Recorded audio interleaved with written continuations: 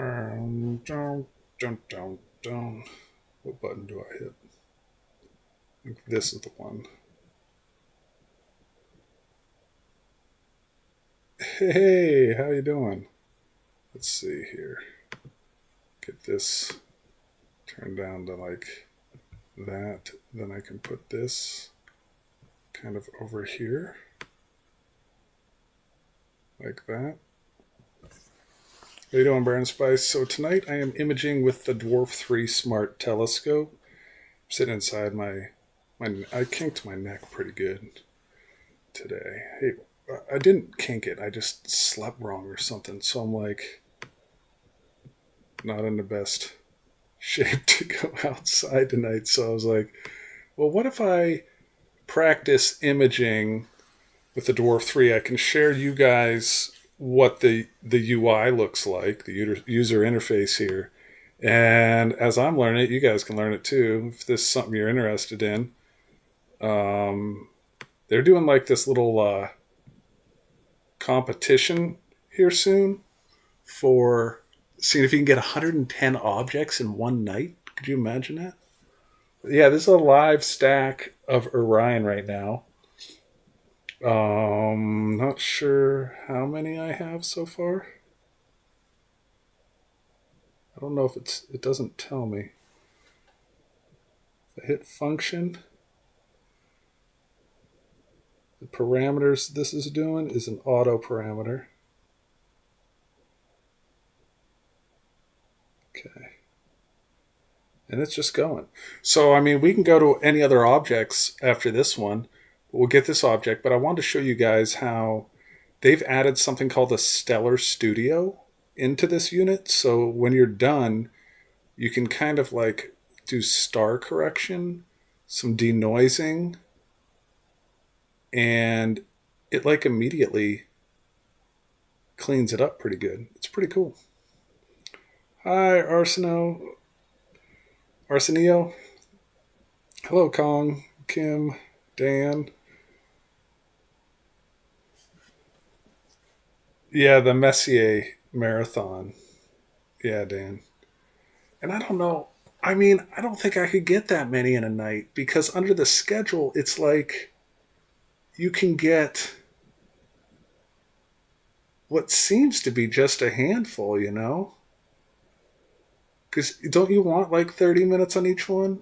I mean, with this one, I'm going to take this one a little ways here with us to see how long it needs. But I feel like you could probably only get like 10 in a night, you know? And be out all night. Yeah. I have really nice skies tonight, but my neck is all stiff. So you guys have me sitting in here just being like, hello, little guy in the corner. That's the star of the show, of the whatever we're doing up there. But let's go through it. I think this is a decent shot for now. So if I stop this, I press stop. It goes to its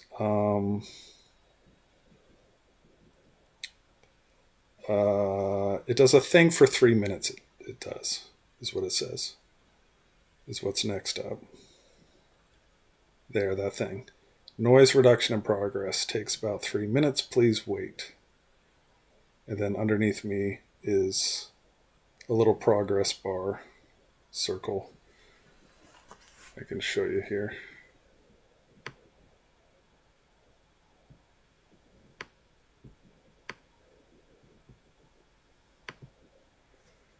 That little progress bar goes around.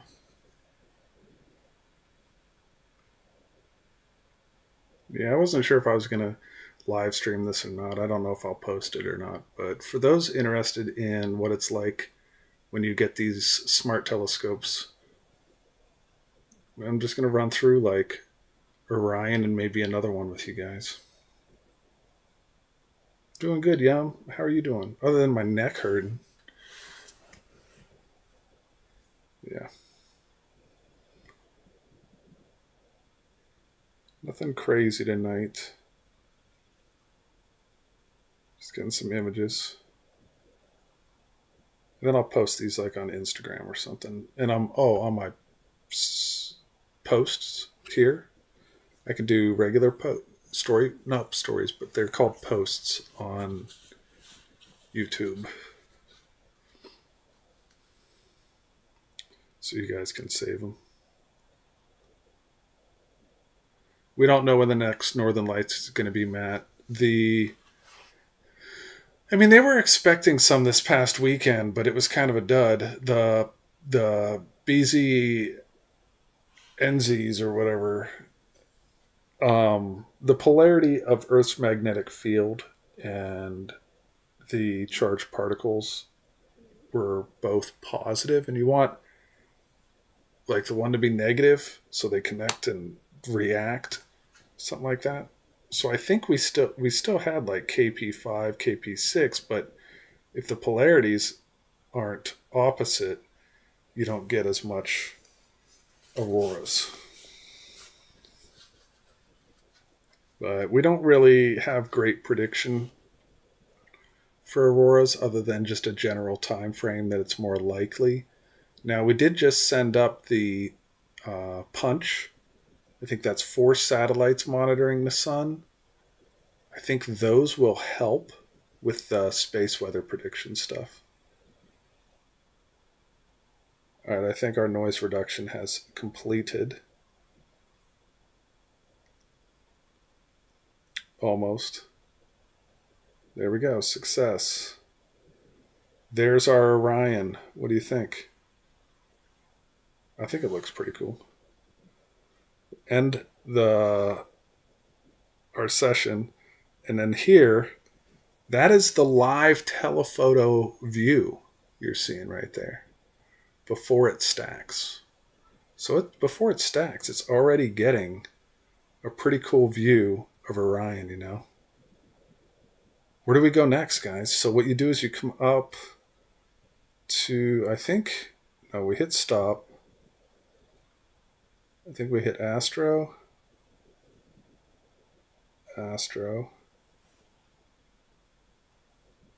Atlas. Okay, so now we're on the Atlas. Let me get the size of this redone for you guys so you can see the whole thing.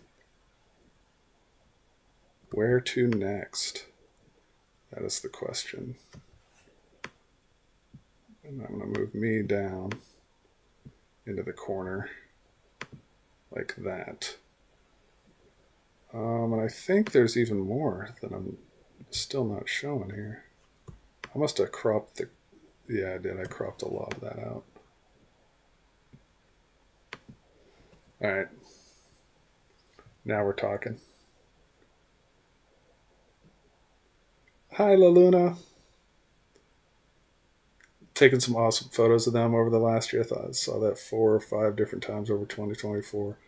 Nothing like sitting in your car under the clear night sky. And there you go. You got a plan. All right. So if we just hit the search, it's going to give us these objects, okay?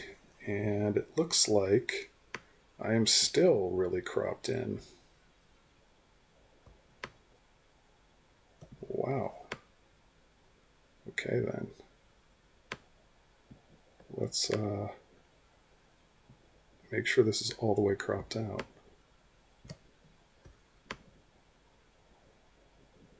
All right, I'm at the bottom there. Yeah, I don't know if I can crop out there. You see the whole phone. So it gives you like recommended. And as we scroll down, you'll see how high they are in the sky. So Beehive is up there, Shoebuckle, Golden Eye Star. I just did those the other day. But Bode's Galaxy, Pinwheel Galaxy's at 45. Pleiades is really low at 19 degrees. Christmas Tree at 41. I don't know if I've ever done the Pinwheel with this. Guys, what do you guys think? Oh, you think Pleiades? It's so low, though. It's at 19 degrees. We can go look at it. All right, so you hit it, and you hit the little camera button, and it's just doing its thing now, and it moves there automatically. This is the Dwarf3 smart telescope. It's sitting outside, and I have it set up so it talks through my internet to my phone. I control it with an app, but since it's going through my internet, I can broadcast it here with you guys, the feed of what I'm getting and controlling it. And I can sit inside because my wireless internet extends the range. But yes, this is a telescope we are operating, and then it stacks images of a deep sky object.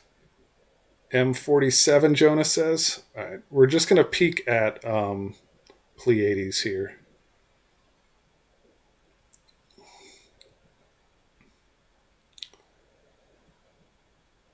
Weren't we just at Orion? What's M47? So here's Pleiades. We'll get the wide field camera view out of there. And now, if I just hit the red button on the right, it's going to start stacking it. Okay, so it's taking it initialized, then it starts taking long exposures. And you'll see the line go around that stop sign up there as it takes a long exposure, and then it takes another one, then it takes another one, then it takes another one, and it starts adding them together, collecting the light, and the image gets better and better the longer it does it. So you get a live view while it's stacking an image of these deep sky objects. And that's how these smart telescopes work. And this one is the Dwarf3 by Dwarf Labs. Hi, Gina. You always learn something new. Well, I'm learning this thing too. I've been having a lot of fun with it. So now you can see that line going around the red square as it takes a long exposure. And it's saying the settings. It's target M45 Pleiades. Shutter is 15 seconds. So it's a 15-second exposure. And then it'll pop up on the screen here. As soon as it starts stacking it, you'll start seeing like the live image of it coming through there. And then that image will continuously get better and better. Now that Pleiades is a star cluster, group of stars. So there you go, Gloria. There's Pleiades. But somebody said M47. Weren't we just at M47? Or is that M46? Let's see what M47 is. So I'm going to go back and restart here. I'll stop and save this one. Let's do like 5 for Pleiades right now.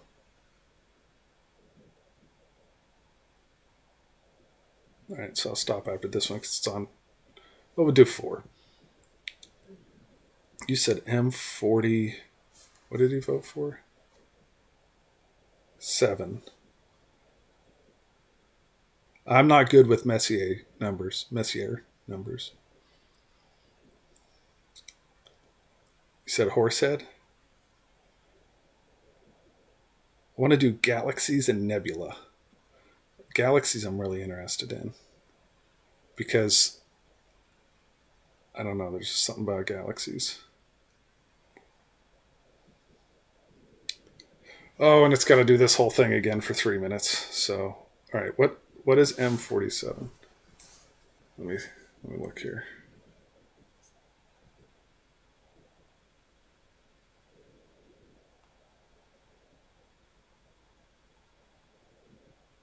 Well, that's another cluster. That's an open cluster. I want to go like a galaxy or a nebula. Pinwheel? So I was wondering, because I think that one is up pretty high. From last we were looking at the list. So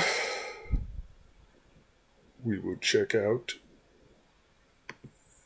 the pinwheel. Dun dun dun. I think you guys are... Yeah, I can see all of chat. Oh man. I need to turn off the top of my Windows computer because if I move a window up towards the top, this little drop down comes down, then it grabs all the windows and wants to send them into some weird little grid. Chaos. Must stop that.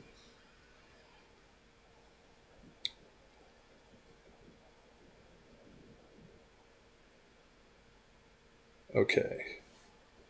So if we go to Atlas, search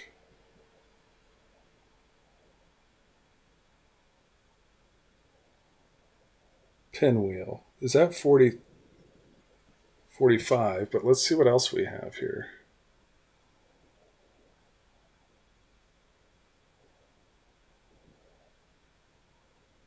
$28 degrees. A lot are really low.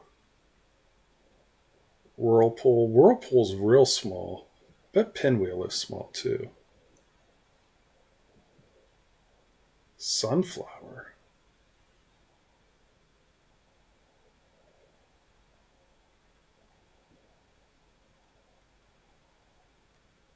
All right, let's start with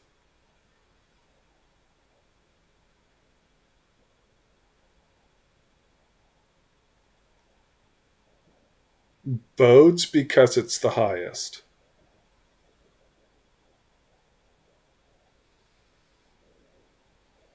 All right, so we're headed to Bode's.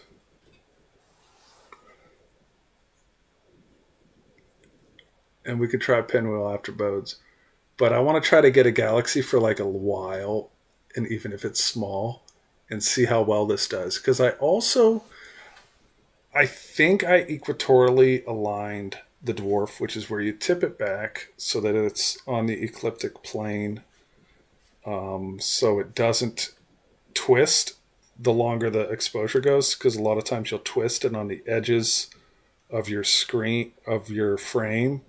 They'll get like lines and stuff where it's like the crop basically gets smaller and smaller, because if the telescope's only looking up, down, left, right, but the stuff is moving across the sky like this, it's twisting. Well, that twists, and if your telescope's just staying locked square, it gets twisted. And so you have to crop in, because the outer edge will get all distorted and funky looking.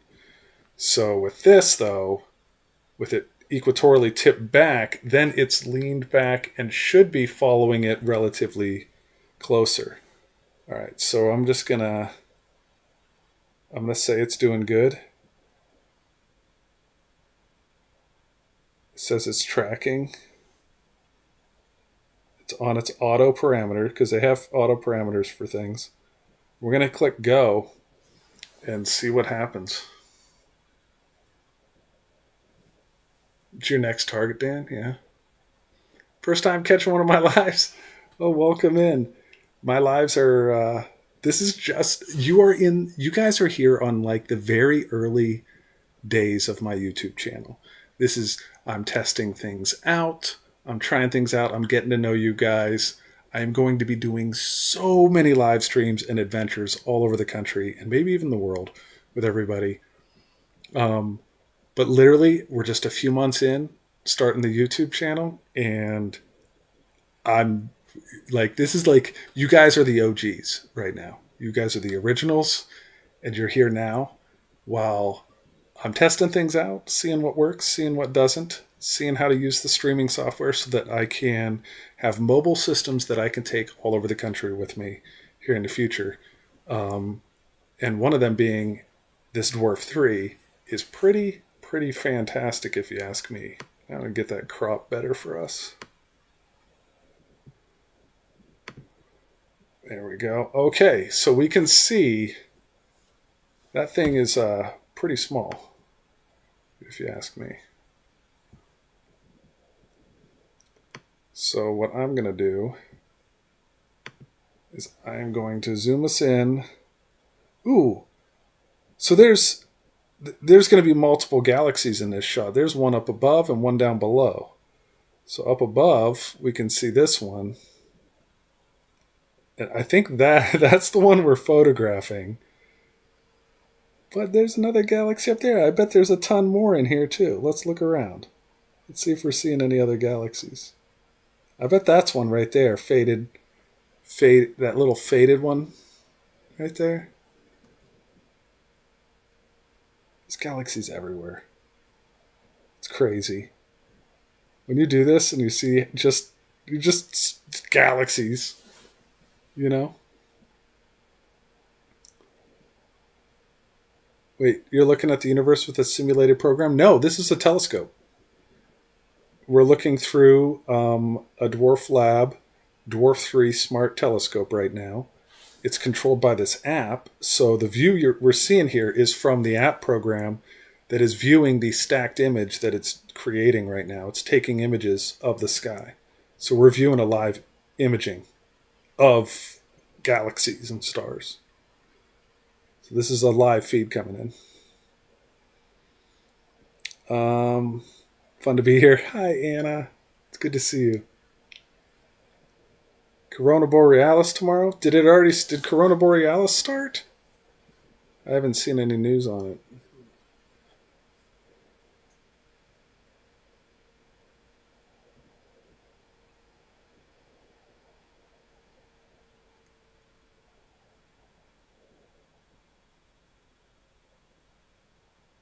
Oh, somebody predicted it would this week.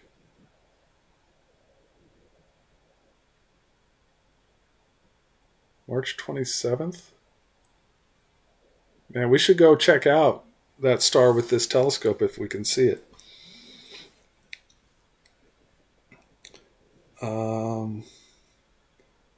Happy to be here. Found this. Look forward to learning and knowing what it is I'm looking at every night. Spend looking at the night sky. Thank you. Thank you for being here, Erica. Why aren't futuristic aliens erasing the Earth civilization and taking over Earth? I think you answered your own question. Because they're not. Because I think futuristic... Well, for one, if they're futuristic, they'd be in the future. But if you mean just technologically advanced ones, why haven't they taken over Earth? The answer is because they haven't yet. Which means we probably haven't been found by them yet. Which means we might want to be quiet if they're nearby. But most likely they have no clue we're even here, because the universe is very big. Do you think that utopic civilizations exist somewhere? Absolutely. I think I don't know about utopic. I think there's endless possibilities of life out there. Isn't universe also a simulated program of a higher creature? No. Sure there's a theory of that, though. There's no evidence of it being that way. Just the theoretical possibilities of if this, then that kind of stuff. Imaginations can go wild with the universe. The skinnier one is M82. Oh, that's the cigar up there on top? Okay, that makes sense. Bode's in the cigar. I remember imaging the cigar one with my friend David.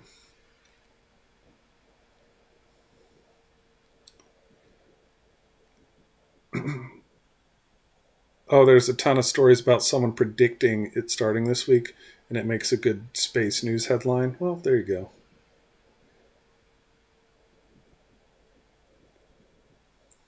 I'm hoping the T Corona Borealis, we get some good images of it. Yeah, space is very big. Space is very big. Endless possibilities out there.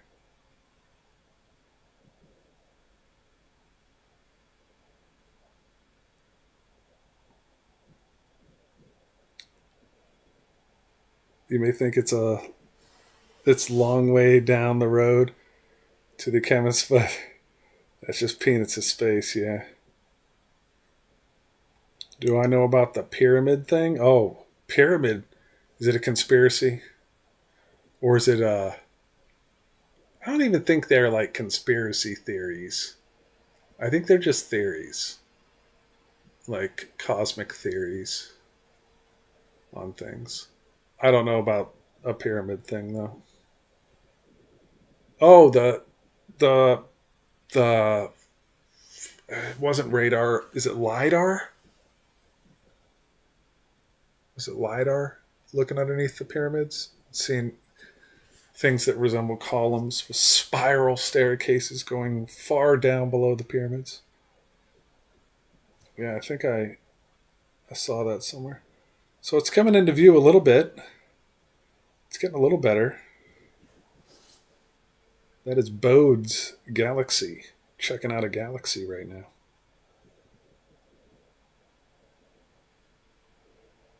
Looks like a very small galaxy is popping up in the bottom left. Ooh, let's go look. I think you're right, yeah. This right here. Yeah. That's so cool. You know, like, and that's the cigar one up here.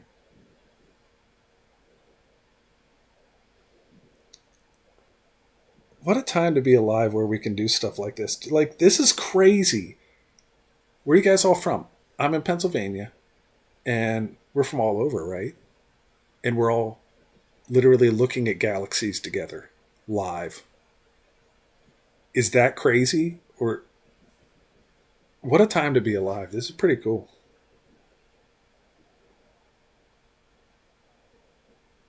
All that center light made by the black hole. I don't think so. I think stars are more clustered towards the center. And then there also is the bright, like, mass around, swirling around the center of galaxies, too, that's pretty bright. So maybe it's a mixture of both. Not 100% sure.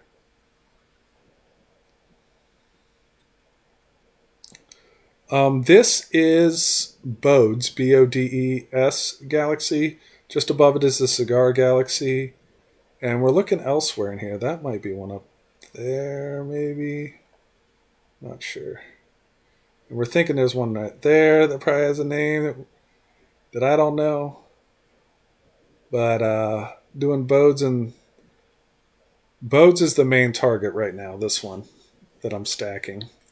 Trying to get a good image of this one, seeing how long it goes. We have 28 images stacked so far. How cool is this? Yeah. And the nice thing about these smart telescopes, you're in North Carolina, Michigan, SoCal, and Anna, you used to work for anthropology, PhD. She would have loved LiDAR. Nice. I want to get a good image of a galaxy tonight, so we're going to get this one, and then we'll go to another one once this one finishes up. I don't know how long we go. Maybe till it looks a little more detailed than that. I want to see a little more of the spiral. I mean, you're starting to see the spiral arms better and better.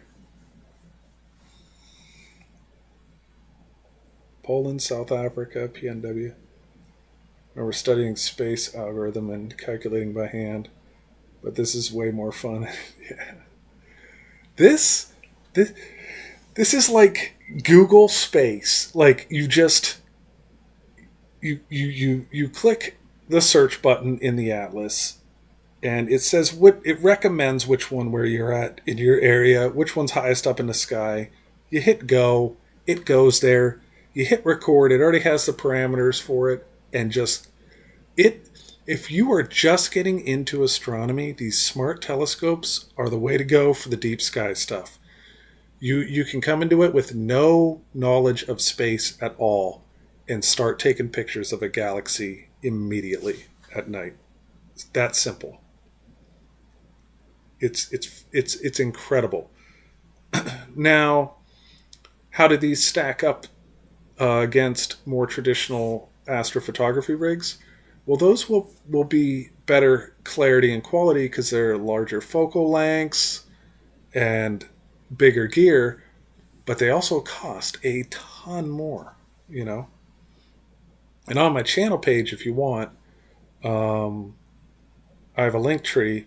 In there, I do have my affiliate link for Dwarf Lab and their Dwarf3. Now, I think they might still be like back ordered a little bit, but I haven't checked lately. But this is the Dwarf3 Smart Telescope. I'm gonna tell Dwarf Lab I'm live on YouTube with their telescope. All right, I'm gonna tell them right now. I am live on my YouTube with the Dwarf3. And then what, should I share it to them? Yeah, probably. Where's the live?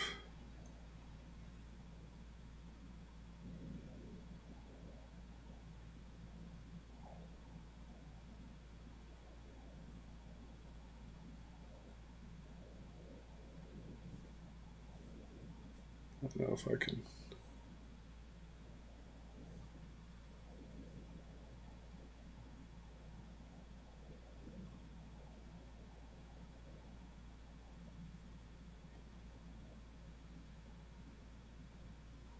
There's the button. Share. Copy link. Paste. There. I let Dwarf Lab know. Maybe they'll come in and say hello. Maybe they'll tell me what I'm, how I could do this better or something. But I told them I was going to start streaming with it because it's so much fun. This is such an engaging way to learn about astrophotography. You know.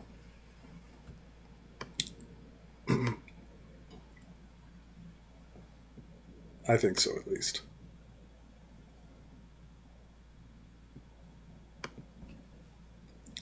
My frame seems to be getting off a little bit here. There. I like that a little bit. This is Bode's, the Bode Galaxy that we're imaging right now. But above it there is another galaxy that is the Cigar Galaxy. And I would like to know if anybody can figure out what this galaxy is. What is that thing?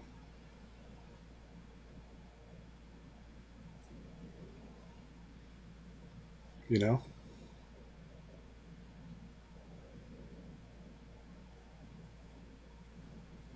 Hello, Clifton.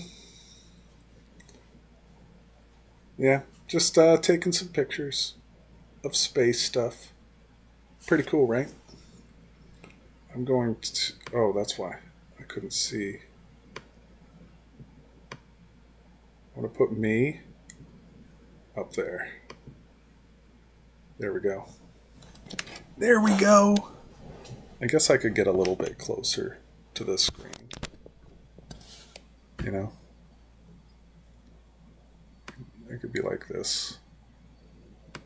There. Now you can see me. Now you can see me a little bit better. Is that a little bit better? My neck hurts, so I'm inside right now. But I can be inside and do an astrophotography. This is 2025. And I'll have to turn into a popsicle because I think it's like 15 degrees outside. I think this thing is looking pretty good.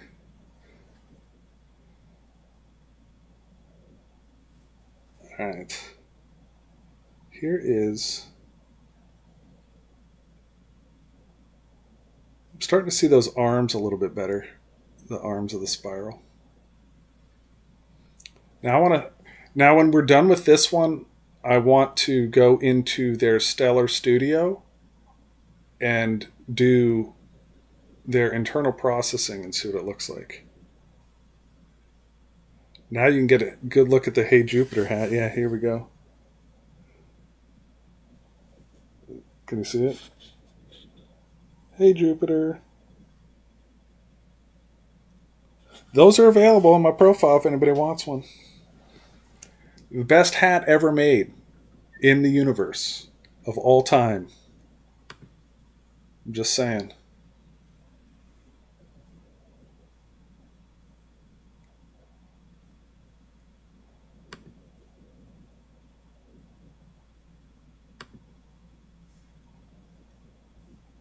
I think the stream settings are good.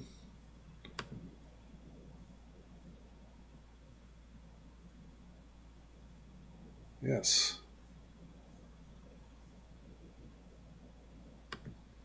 It looks like it's coming through pretty even.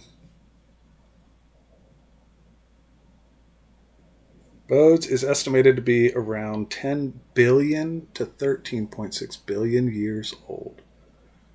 We are looking at light from way back.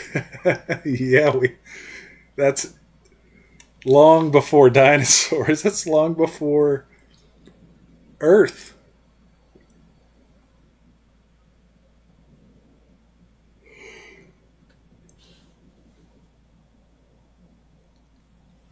That's true. I've never seen any other hat through a telescope. Checks out.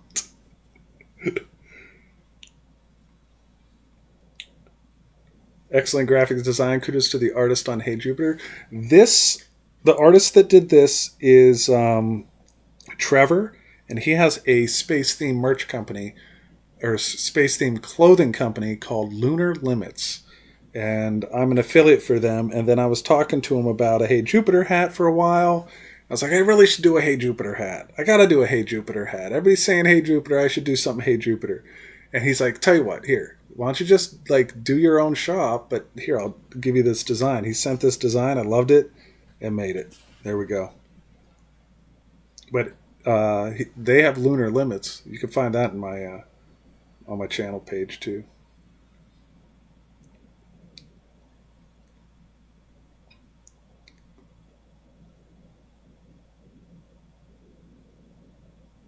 The universe is only 13.8 billion years old, so this is near the very beginning. It could be 13.6 billion, or it's just the end of the veil, right? As far as we can see. How old is the universe? I think we're still trying to figure that out. Yeah, Lunar Limits. Yes, Diana. They just released a shirt design. I don't think it's a hat, but I think it's on a shirt that has the cupola view out of the ISS. And also, if you ever see me wearing this hat, the stargazing, this is Lunar Limits stargazing hat. And then I have one that says Clear Skies on it. That's Lunar Limits. But the Hey Jupiter is this one, the Sunshine Nate one. And now my daughter has started to design a few things. And those items will be in my shop soon. So we got some more things. They'll be out soon. I think you'll like them. Do you know about Jupiter's... Uh-oh. Let me get this back. Dun dun dun.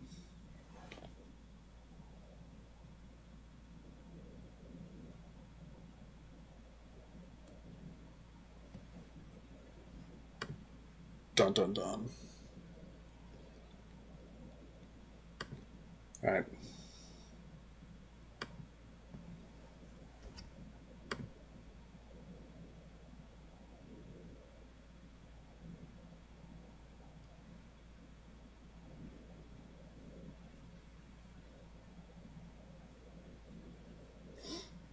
There we go. You guys went into a black hole. You did. All right, now we're going to do the Stellar Studio. All right, so with the Stellar Studio, I'm going to make me small. Or I might put me up here. Yeah, small and up there. So we're going to go into the Stellar Studio. Let's see if we can clean this image up and what it looks like afterwards. Hey, you know, there's black holes everywhere. There's baby black holes. We're finding baby black holes now. You know that? craziness about black holes. They are a very popular discussion on a lot of the space exploration talk show stuff, like Star Talk and stuff.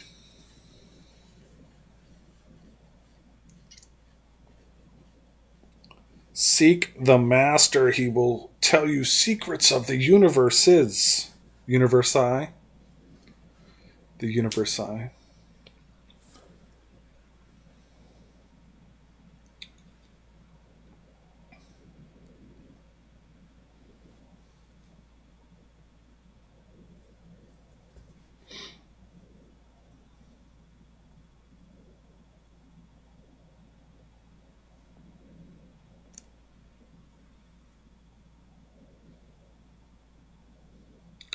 So Dwarf3.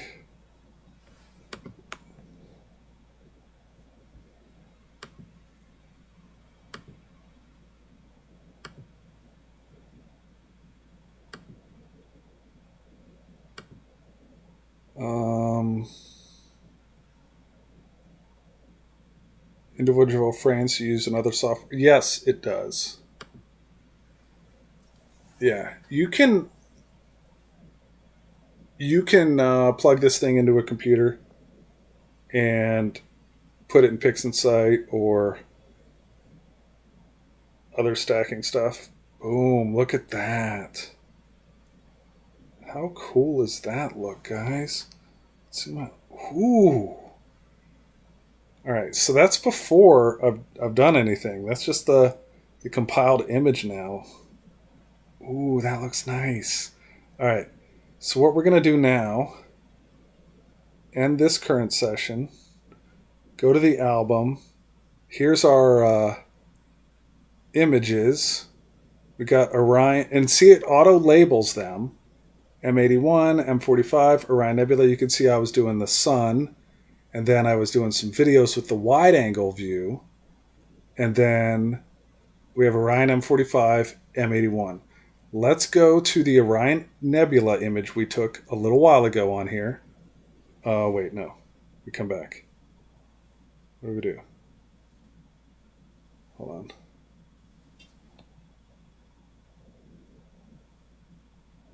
Is it... Oh, I think I have to exit out of this, then go to album. Okay, here we are. Now, oh, see, my head's in the way. All right, so above my head, Stellar Studio. All right, so now we have our images. And if we click Stellar Studio, it's going to bring up... I got to keep moving me around. What? How did I chop myself off? I got to stay somewhat on the screen. Now we got all these that I've taken. All right. So let's go to the Orion Nebula. And you can see here on the bottom, we have to move Nate again. Star correction. So we're going to start with star correction or auto. What do you think? Let's try an auto.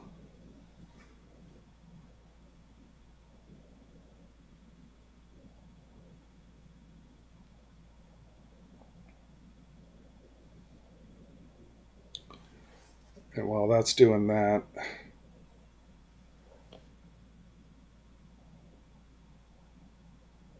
okay, it's processing. 11%. I'm in the way. Everywhere I go, I'm in the way. 11% top left.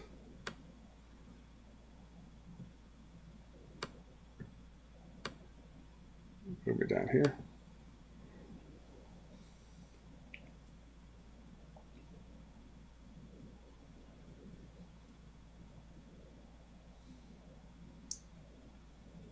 You look too warm, Nate. You should probably go freeze outside. Okay, Will. I'll remember that, Will.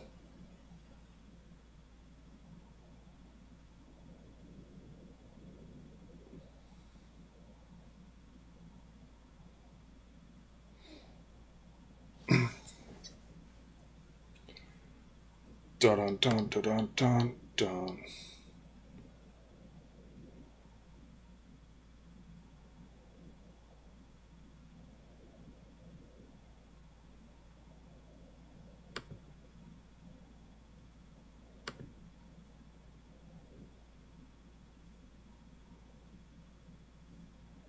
I don't even know what I'm doing with that stuff.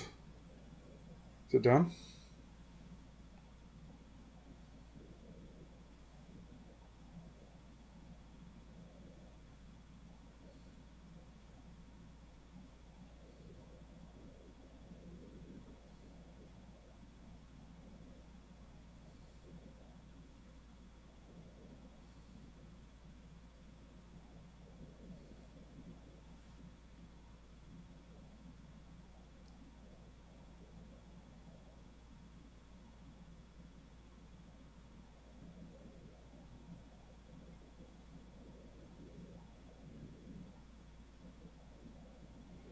Ooh. Okay, so that has some glow. There's the original. And then it added some glow to it. I kind of like this one there. So far.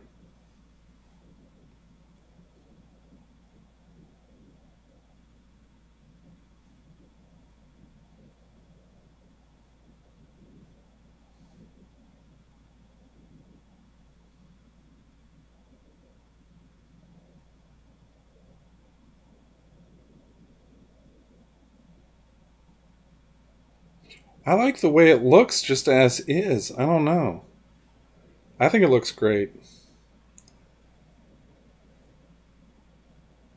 All right, let's go to this one now.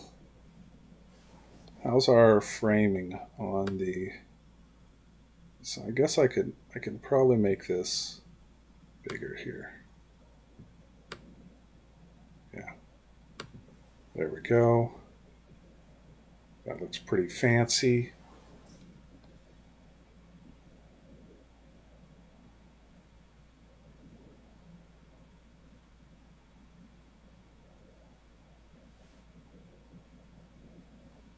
Now, something I saw them do was a star correction.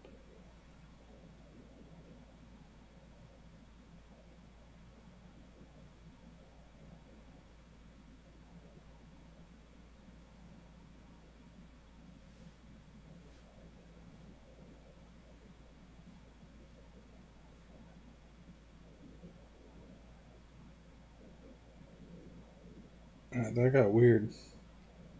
What did I do? Was that me?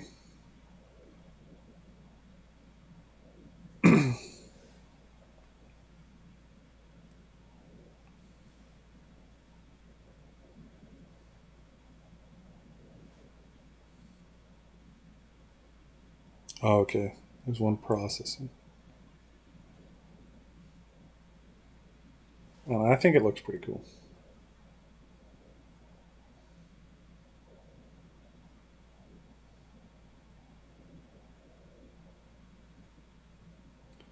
I don't know if it was unhelpful or if I opened it up mid-processing. I think that's why it looked weird. Because what I'm trying to do is show you guys while we do it where some of this interacts with your camera roll. You know?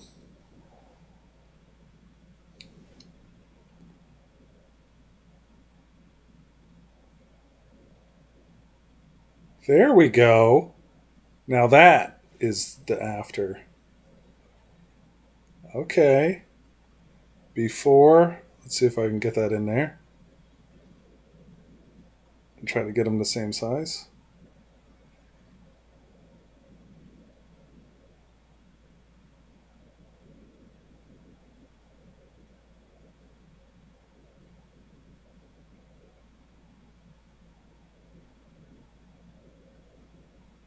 I think they... Oh, the zoom must be... it's settled. I see some texture in the spiral there. Let's see this one. I see a little texture there, but I see like purple and some yellow. And then after,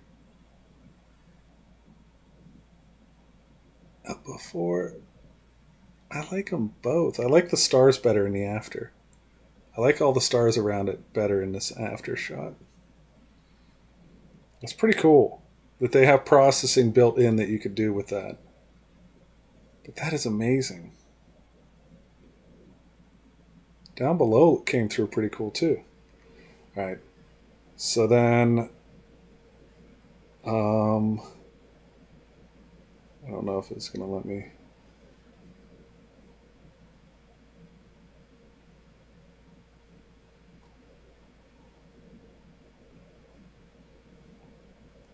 Go to the Atlas. Get you guys regular size again.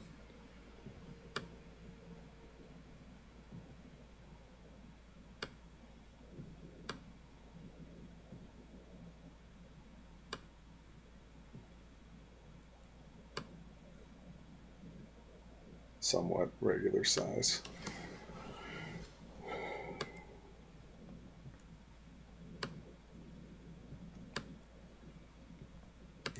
All right, so what we're going to do now is look for a place to call our next home, which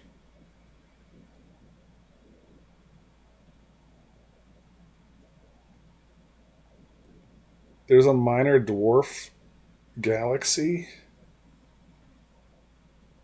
What about Whirlpool? You're already at Cigar. Whirlpool looks so cool. And this M64 Black Eye looks really cool. Okay, M51 or M64? Which ones? I'll zoom in a little here to help. Okay. We already did the Cigar. So top or bottom? The M51 Whirlpool or Black Eye Galaxy? Which one do we want to go to next and try? Remember, these images, I'm going to save them. And I'm going to be posting them here on my YouTube on my post, on my channel posts. So you guys can save all these images. And then you might even be able to go edit them too, because I'll give you like the raw end one so you can put contrast and exposure on it and let me know what they are. I'm seeing 51, 51, 51, 50. All four say 51. Okay. All four. I got 4 people saying 51. Let's do it. All right, here we go. I'm going to hit the heart because that adds it to your favorites here. Because you got this nice favorites tab.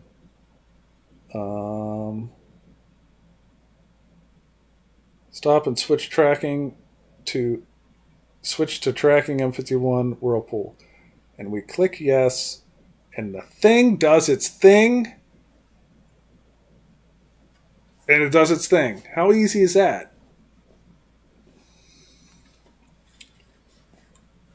So yeah, I'll be posting these for you guys. And then what you can do is take that image, add contrast or shadows and darken, lighten, sharpen, whatever you want to do to it, and make a wallpaper or whatever, you know. And then I'm thinking for my members and Patreon people, I can start a folder with like high definition, the bigger files that would blow up really easy for like your screensaver backdrops and stuff, or maybe if you wanted to print something out, start like a Google folder or a Dropbox folder where I could put the full file images so people can do it, or even the data for people that are familiar with PixInsight and stuff. If you want to take all of the data and reprocess it your own way and all of that for the patrons and the channel members. All right, get this squared away. All right, we're on pinwheel tracking M51. Go. Oh man.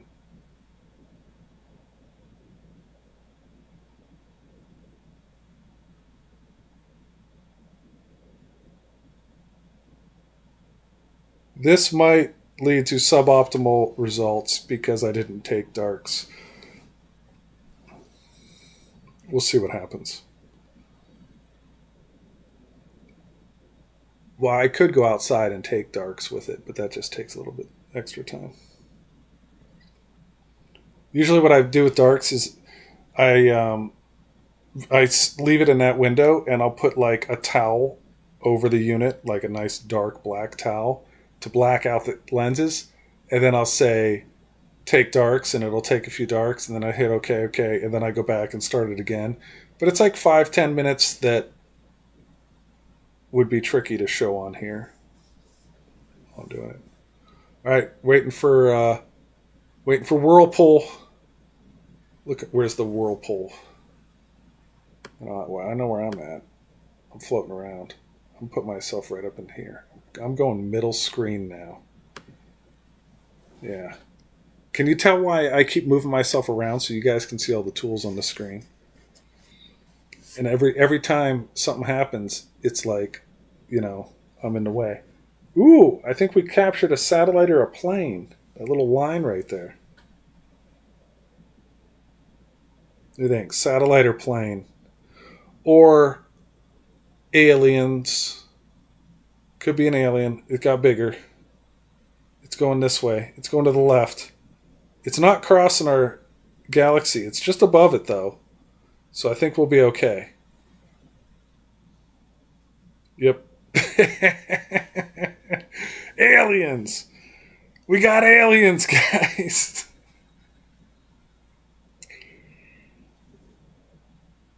I like how it's bending up a little. I can notice it's due to the slight movement I can notice.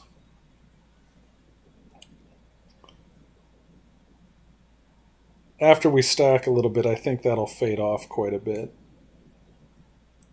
It's just crawling across the screen.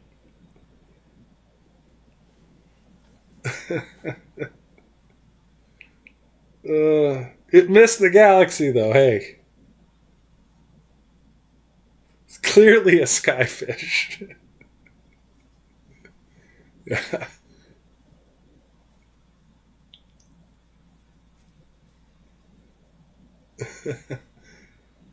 Skyfish. Oh, man. Earlier, I got Jupiter through the Dobsonian. I posted a short on it. It looked really cool because two of the moons were like right on top of each other almost. And it looked like one moon, but when you zoomed in, you could see the two moons. And I always like to see Jupiter and where the position of the moons are. See the striation, see if we could see the great red spot. If you don't know, I'm in love with Jupiter. We go way back. Just saying. It's my favorite planet. Yeah, that's a satellite. That for sure is a satellite. It's moving way too slow to be a plane.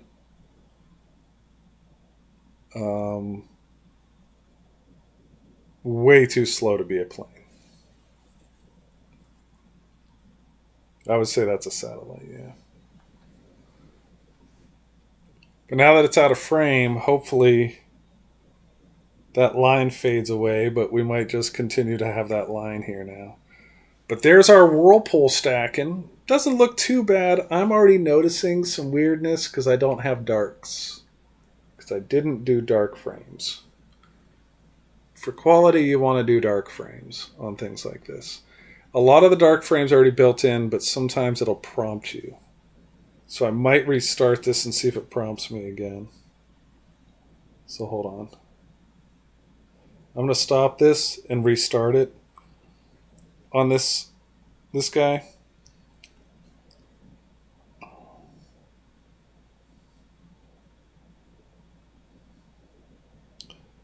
mean, it's looking good.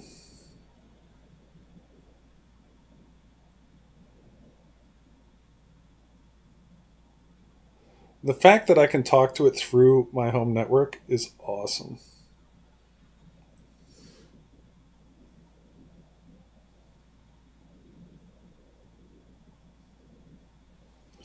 Okay, so here's the dark frame thing.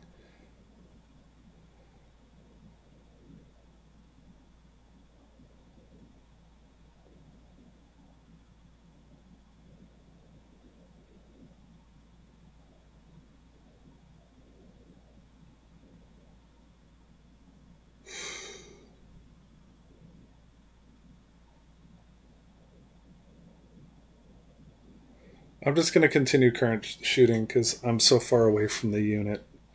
So we'll get suboptimal. But what I would do is I would cover it with a towel, go out there, cover it with a towel, and click start.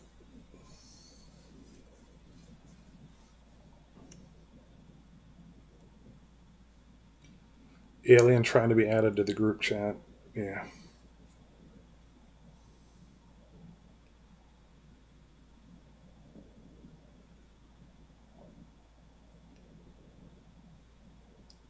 The unit's doing pretty good. You can see it's 9 degrees outside. It has the temperature up on top there.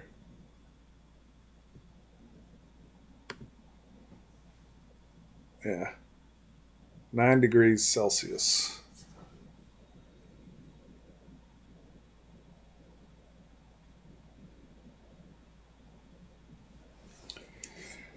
Show us the galaxy. There we go. Yeah. I'd imagine that would not be so purple and yellow spotty with darks. But let's see how that changes over time. I think it'll do something okay.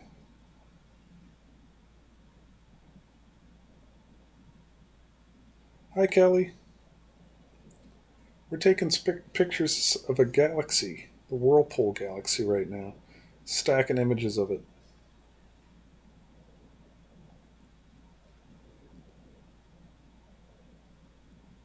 I mean, I could run out.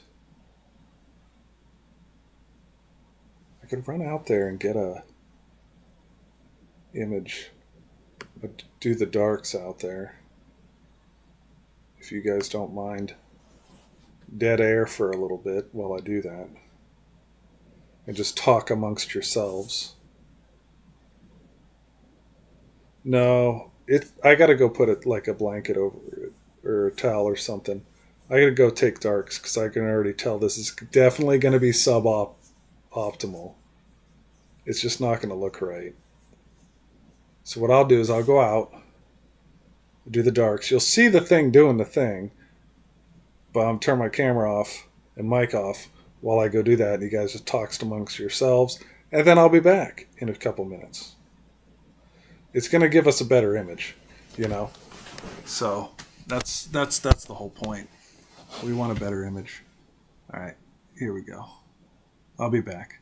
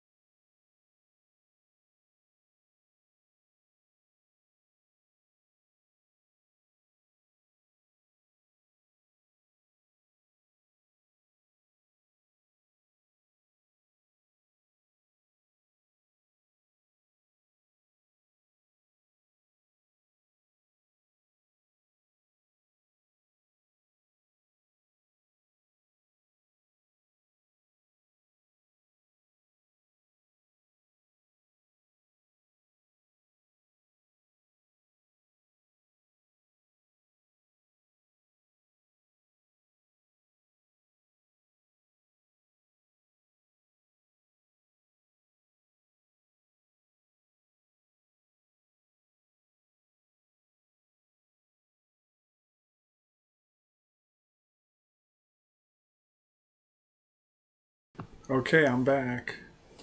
I don't know if it's stacking it though. So, there we go. Bam. So I'm going to stop this current section. Go to Atlas. Make sure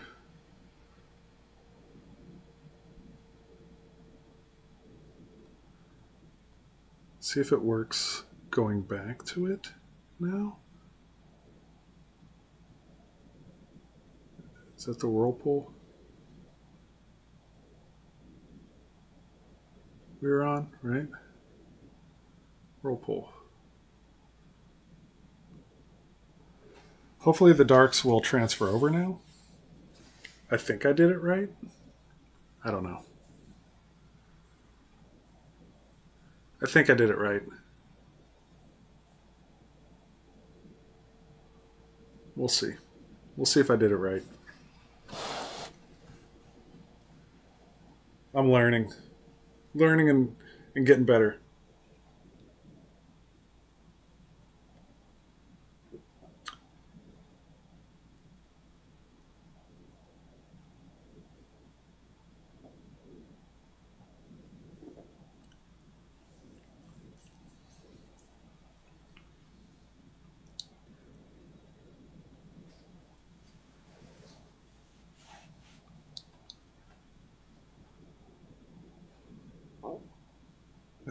Because it seemed to do a weird thing. So let's see what it looks like now. It said, do you want to leave the darks? And I was like, well, no, I want to save them, but I think it does save them. It saves darks for each like setting parameter. And it said it was done. And then I went to click exit, you know. It got a little weird. But I will find out, I'm sure, if I did it right or wrong. And probably here in just a moment as it starts to stack again. Here we go. Let's see what this looks like. Learning with me? Thanks, Dan. All this is surreal and crazy to believe it all exists. Yeah. It's a wild time. And moment of truth. Any second. Any second now. I can see a difference. I do.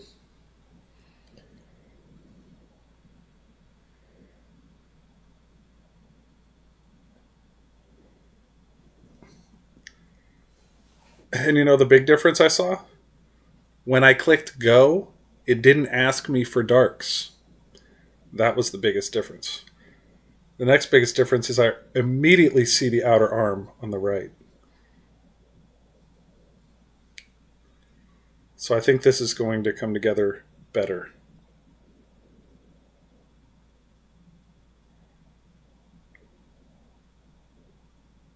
Have a good night, Dob.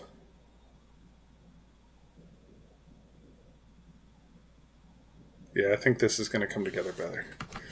And as you saw with the other ones, like, this is the live... Oops, sorry for the noise. I don't know where the mic is on this thing. Is it down here?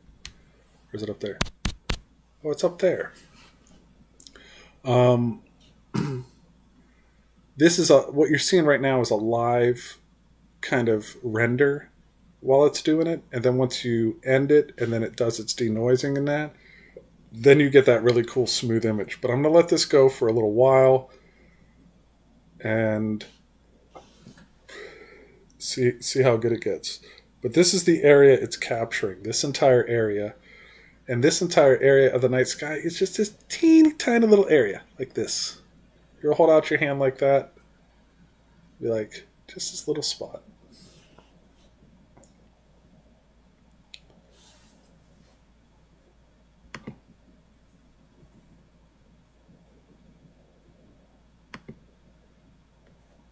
We'll see how it goes.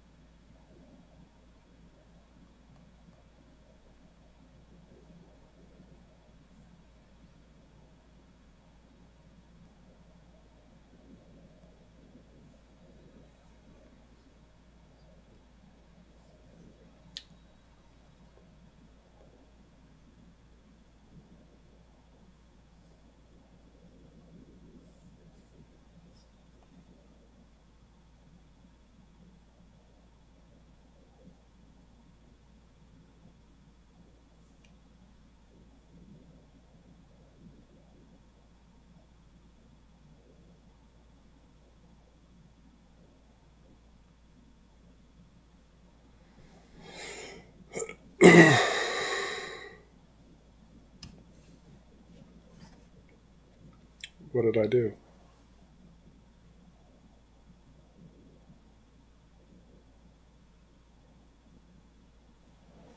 Oh, this thing again.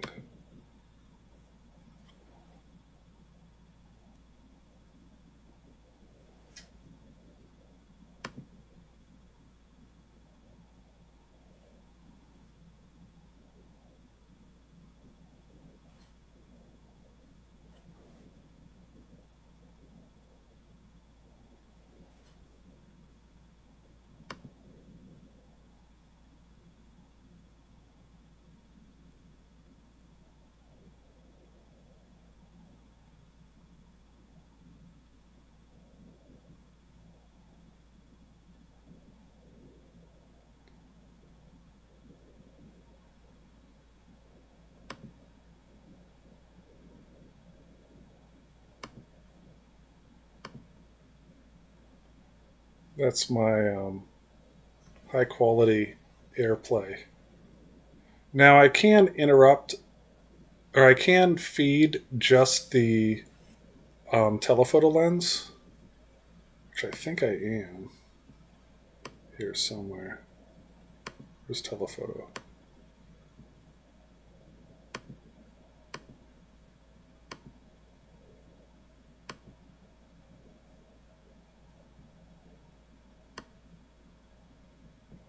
Yeah, I can check out the telephoto lens in real time, but it's not going to show the stack. It wouldn't show any of the tools on the screen, the user interface. So right now it would just show like a star, maybe. And I like this much better because you can see the stack.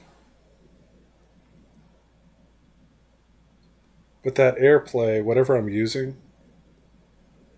smart mirror receiver, it seems to time out after a while. Oh, it's getting better. Here we go. So when you hear people talk about, I spent 4,000 hours processing the data to capture this amazing nebula, this is what they did. They sat there with a lot of time with their gear capturing it.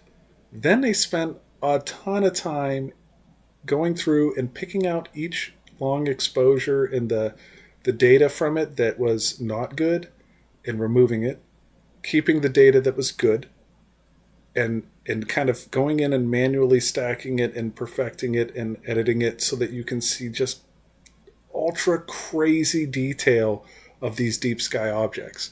And something I always tell astrophotographers, because I'm new to astrophotography, but the older ones, is they never truly express just how much work goes into capturing these things. It is an incredible amount of work, and they should be very, very proud of themselves for how talented they are and how hard they worked on it.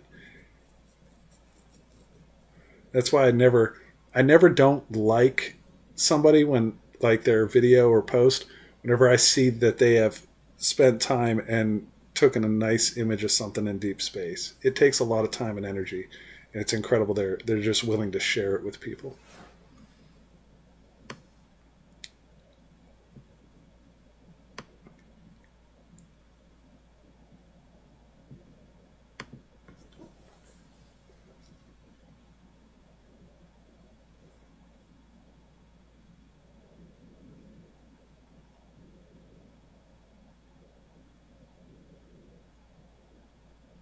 How many galaxies are in the observable universe?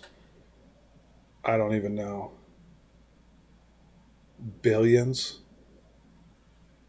or way more.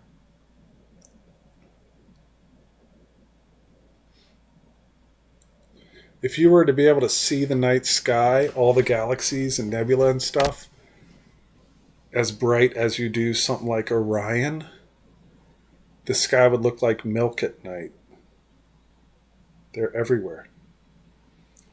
And there's most certainly life everywhere. We just need to find it.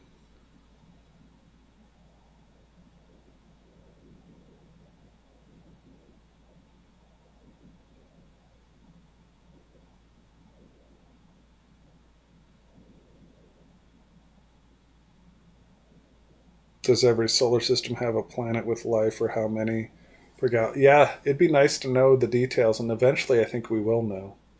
The more we explore, the more we'll answer those questions.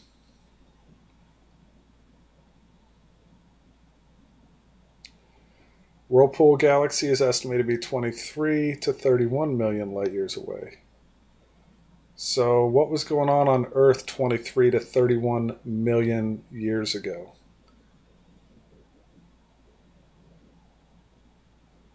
Isn't Andromeda the only seeable galaxy in the sky? I think I think Andromeda's like our closest one, our neighbor. You can barely see it under super dark skies, but I think you could make out some other ones too, I think, with your eyes. They just come off as fuzzy little dots. You need to know what you're seeing. The second you put binoculars or a telescope on it, you can see it even better. And then if you put night vision on a telescope, you can see it really a lot better. And then if you do something like this, then you get to really see the clarity of it.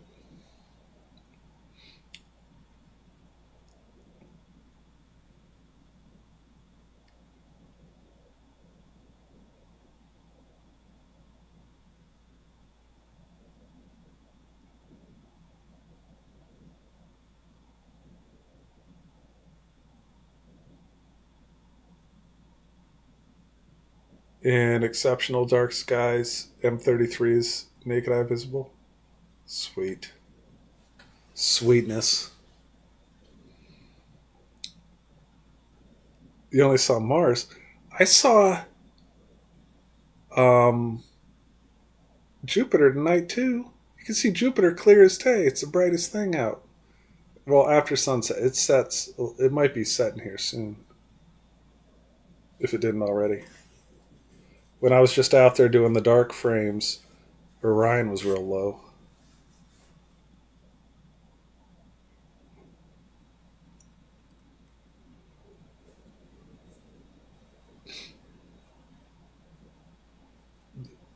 The moon was just at its furthest point away, I think, a few days ago.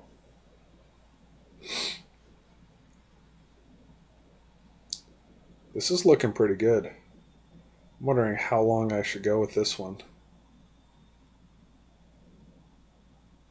I'll do another 13 minutes. I'll take it right to midnight my time.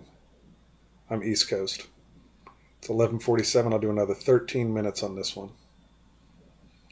And then we'll see what it looks like. And then tonight I'll post it on my YouTube channel, posts these images for you guys.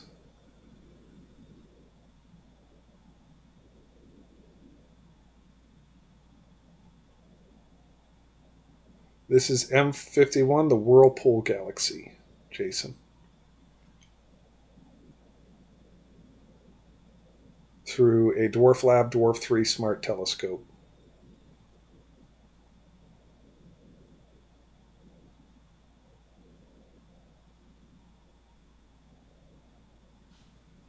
Looks pretty cool.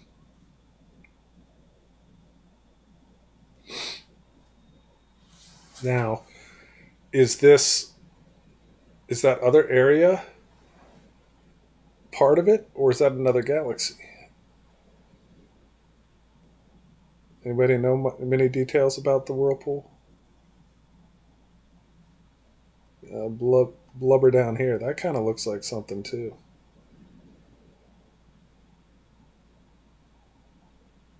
I think this is getting somewhat lower on the horizon. Do you see any other galaxies in here? Right.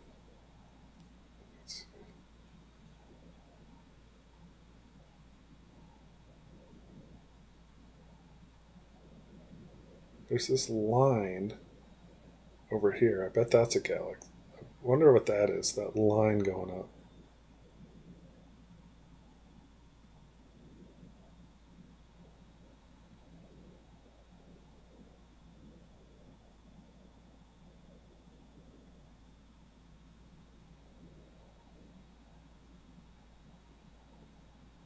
So much more out there. Yeah. This is what we're imaging right now. It's coming through pretty cool. It's like brain neurons. Yeah, it does. I don't know what neurons look like, but it looks like a spiral. There's spirals everywhere. But right here in the middle, too, I'm seeing a little line. I'm not sure if that's just noise or actually picking up a little bit of something. And that's the cool thing about space stuff is the more you learn about certain areas in the sky, the more you'll know, like, if like some little anomaly like these lines right here, you'd be like, oh, that's galaxy this and that. And then up here, like how this one seems to be a little bit different looking. I am getting some drifting stars though. It's not perfectly lined up, but it doesn't look like the edges are. The edge is tweaking out a little bit. I can see the edge tweaking out a little bit. So if you look at the border, I don't know if you guys can see. The border edge isn't right on. I tried to equatorially align it tonight.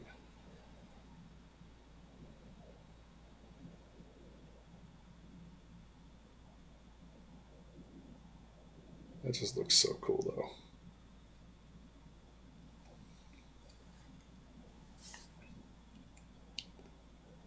Smaller one is NGC 5195. Give it a few million years, and Andromeda will be interacting with the Milky Way. Only in a few million? I thought it was a lot longer than that.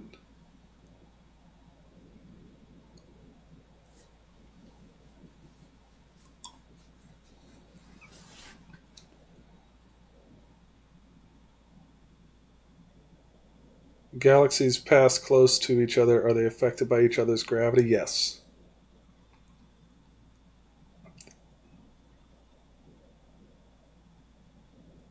Oh, they are affected. Sorry. I thought you. Sorry, Jonah. I thought you were asking. Love to own a telescope, Jason. You should get one. I have a telescope buying guide on my channel page. It's free for everybody. Help anybody get started. And you can contact me at, I think it's Nate at sunshinenate.com, or I think that's the contact. I think that's my contact email on there. When you're ready to, seriously ready, and you want like a custom recommendation, you can reach out through the contact and I'll email you. But I think you kind of like fill out a little form with like questions like, what's your budget? What do you want to see? What do you want to do with it?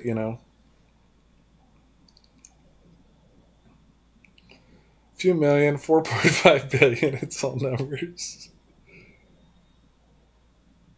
How do you know to pinpoint the location of such galaxies and planets, etc.? Jason, what we're using tonight is a smart telescope, and this has its own guiding tracking system in it. So you just set it up, turn it on, connect your application to it, the app to control it. It comes on a phone, which is what we're seeing right there. Is what you're seeing on the screen is this. What's on my phone right here? Controlling the telescope. And we just search up something that's viewable and click go, and it goes to it, and we start taking pictures of it. Simple as that. It's automated. But if you want to learn the night sky, you can use star tracking apps and stuff and telescopes, and I have telescopes and stuff. So once you start learning the night sky, you start learning where things are. It's very additive. So once you figure out what part of the sky these things are in, then every time you see that sky, you start to recognize more and more things. So it's just like learning with anything. The more you learn, it's very additive, and it builds the map in your mind when you're looking out there and seeing what you're seeing. Like a lot of people can look up at the sky whenever they see Orion's belt and they're like, ooh, Orion's belt, or the Big Dipper, you know, or the North Star, or Sirius. For me, also Jupiter and Saturn, I track the planets all the time. So I know where like Jupiter, Saturn, Mars, and Venus are, where Saturn and Venus are real close to the sun, along with, I think, Neptune, Mercury, and the moon right now. Like they're all like cluttered down there near the sun. Well, the moon's getting closer to the sun every day until the eclipse on Saturday morning.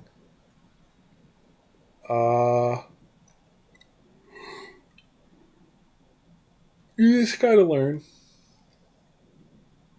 But it's just like anything. In my mind, learning the night sky is about as complicated as learning a new city and driving around it without GPS. Doesn't have to, not a super big city, but a general understanding of the night sky would be like a general understanding of how to navigate a city. So at first you're using GPS and maps. After a little while, if you're paying attention, because I know some people don't pay attention and they always need GPS, but after a little while you start to recognize landmarks and you're like, oh, this is where this is. Okay, you start to recognize it. You know, it's very additive. Now, if you were to really learn the night sky, then that's like learning every last street, every building, and the name of every business at every building on every floor in a very large city. Which is like, I'm nowhere near that. But I'm learning I'm really good with the planets and general constellations and a handful of deep sky objects.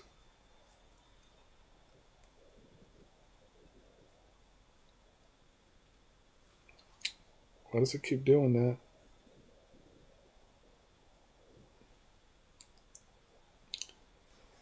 Stand by.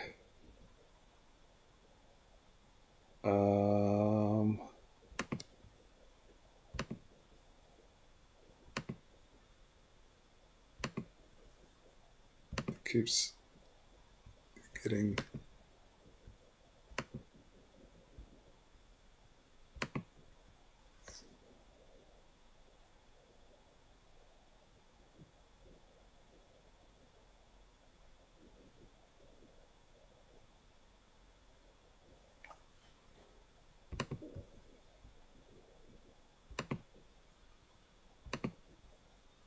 Okay.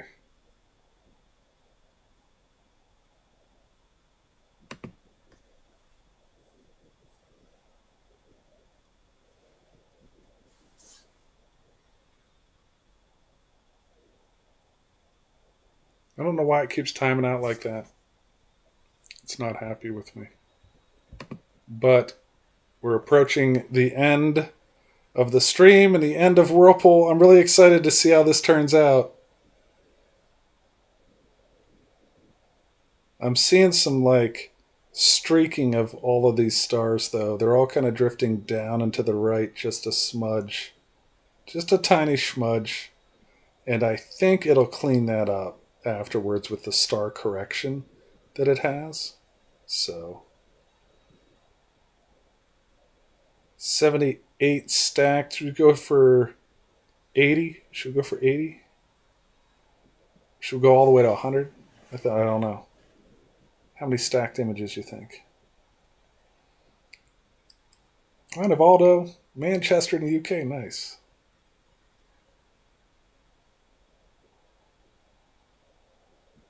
Jason, it's crazy. Like, I forget how many. Is it stars? How many stars are in the Milky Way?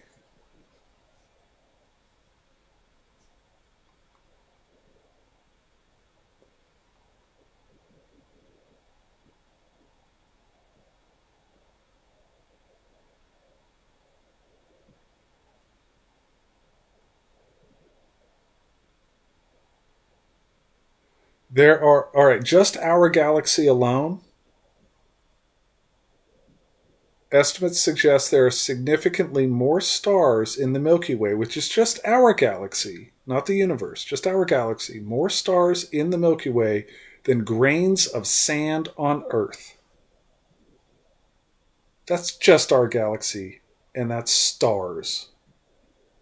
So,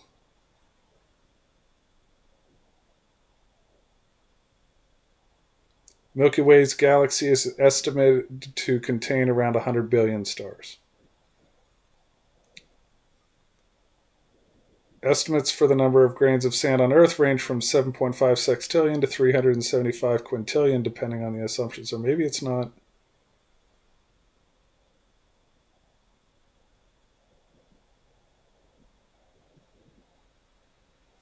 I'm seeing conflicting.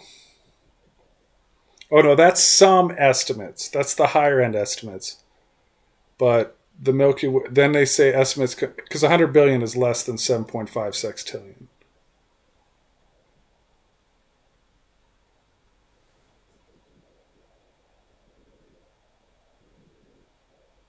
Oh, it would take a couple hundred cubic meters. Never mind. Maybe that was a universe. Maybe that is universe, not Milky Way. So maybe the universe,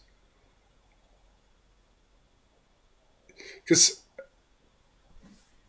literally I looked it up and it has given me conflicting results. So I remember hearing this comparison once. So maybe it is the universe and stars. There's more stars in the universe.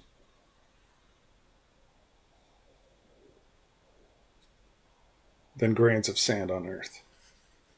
Because there's a lot of grains of sand on Earth. But it's saying 100 billion grains of sand would be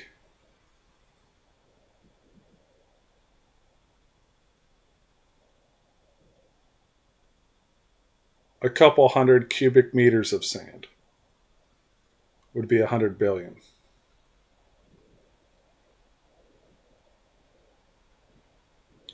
That's a lot still. You heard it too, and again, you've heard it as more stars in the universe than grains of sand. Okay, maybe it is universe. My bad. I'm terribly sorry.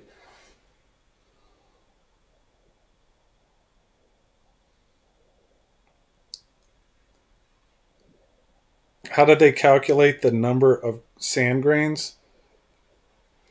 It's a good question. I think they just sample small areas and literally count those out and then multiply that out.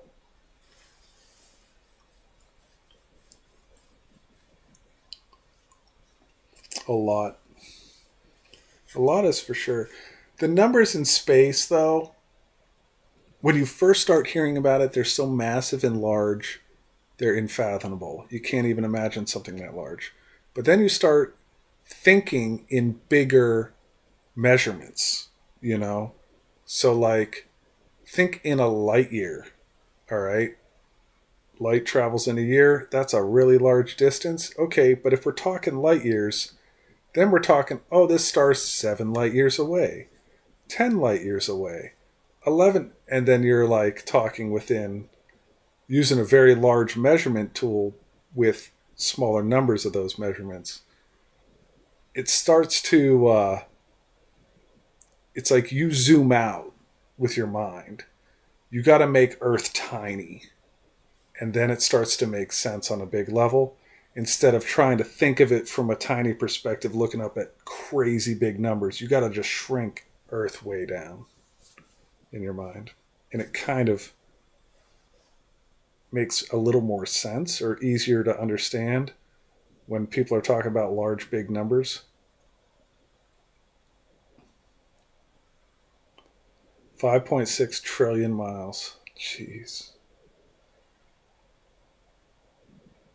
If you were driving 60 miles an hour, how many years would it take you to drive to the sun? It's 60 miles an hour.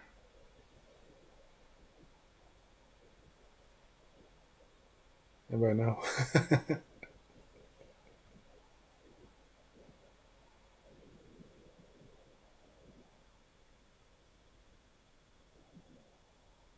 All right, we're gonna stop this at stack 100 when it says stacked 100.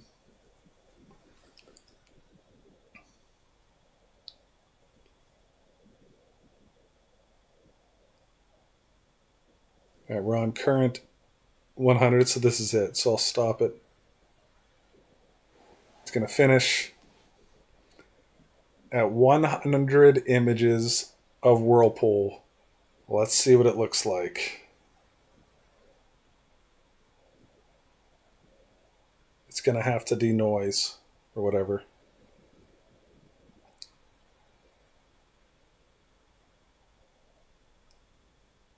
Just kiloparsec? Yeah. Over in the next parsec.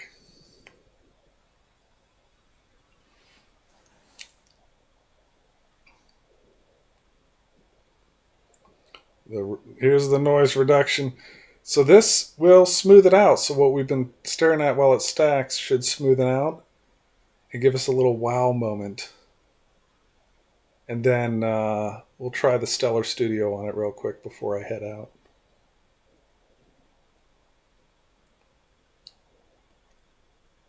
We're capturing an image of the Whirlpool Galaxy right now. Deep sky astrophotography and imaging through a Dwarf3 smart telescope by a company named Dwarf Lab. The telescope's model name is Dwarf3. It's their newest smart telescope. It's pretty slick. It's doing a great job. And we just captured the Whirlpool Galaxy with NGC something next to it there.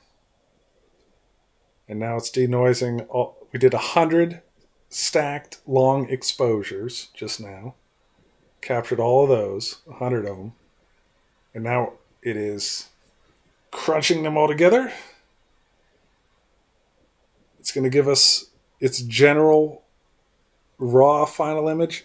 And then we could take that and we could do things to it.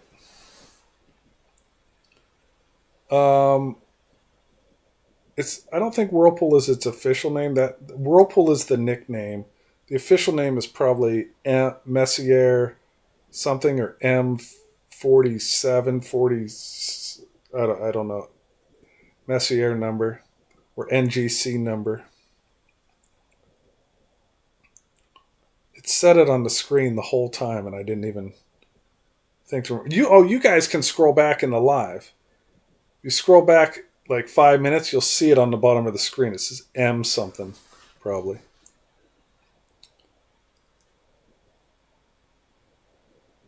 Messier 51, all right. M51. That's its formal name. It's Messier 51. Yeah, you guys can zoom in too on lives. On the live, you can zoom in and you can rewind the live and rewatch a part. And I'll post this to anybody that wants to see it. I know it's not like action packed. I don't have explosions. Tom Cruise isn't flying through my window right now. But, you know. Wow! Look at that, guys. That was so worth it. Seen a little bit of noise coloration, but not much at all. That would have been so much had we not done the darks, I think. It would have been much worse. Wow. Wow. I even see blue. I don't know if the blue's supposed to be. I think the blue and reds are supposed to be there, but I'm seeing colors in there. I don't know if they're the right colors, but that looks awesome. Hi, Alan.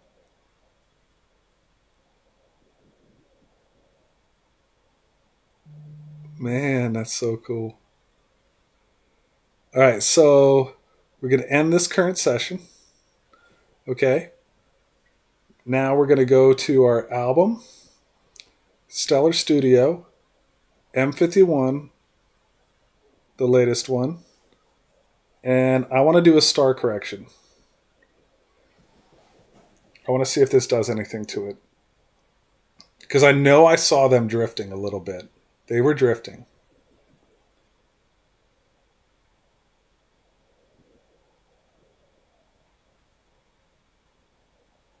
Pair to the lower left looks crazy too.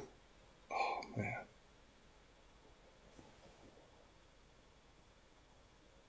So I think the percentage you guys can't quite see. Let me give you a little wider of a view. There you go. Now you can see the percentage up there, top left. Becca! Yeah, I think this turned out pretty. I do lives about planets, but this is not the telescope to do planets with. This can do the moon. I kind of regret not using this on the eclipse the whole time, along with the other trackers. I was trying to do deep sky stuff with this.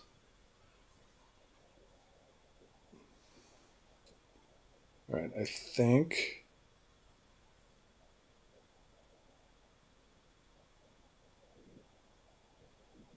it's still processing. So you can, where's my hand? Processing down there. So what you're looking at there is image, the raw stacked image that even in itself looks pretty amazing. You know, that looks pretty cool. Now I'm waiting on the star correction because some of these, they all seem to be drifting down and to the left. See how the brighter spots are on the bottom right of everything? It looked like they were drifting.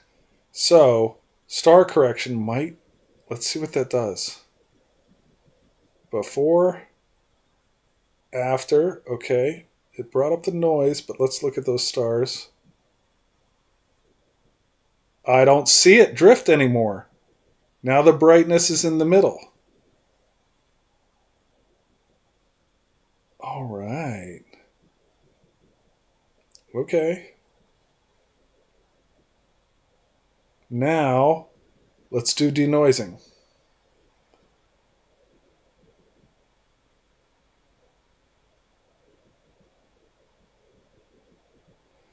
All right, it's denoising. That star correction worked though. Did you guys see the brightness was in the lower right of each star because they were it wasn't quite perfectly tracking, and then after its star correction, it put it back up. What causes drift? Anything can cause drift. Just small minor adjustments if it's not seeing something quite right. The tiniest bit of error over that amount of time. Because you got to think, we did 100 images.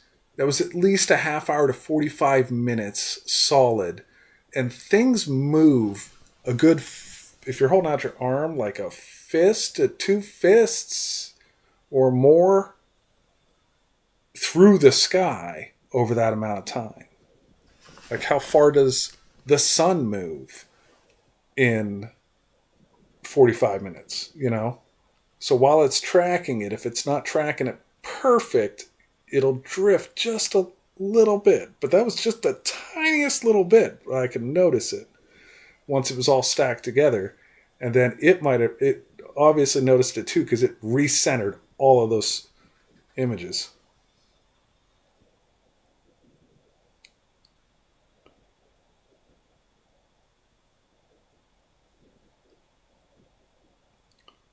Get it? Yeah.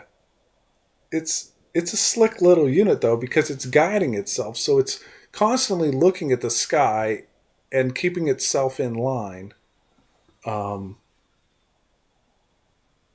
the tiniest bit of error would cause something like that.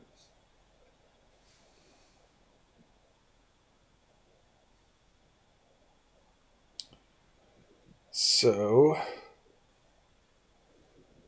we are processing still on that denoise. We already did the star correction on it.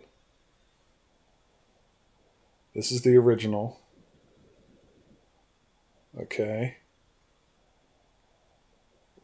Then the original, we could see the lower right, I guess it's more on the bottom, is bright little, almost like crescents you can see on each star. Then we star corrected it, but it had some noise in there. Let's see what denoised.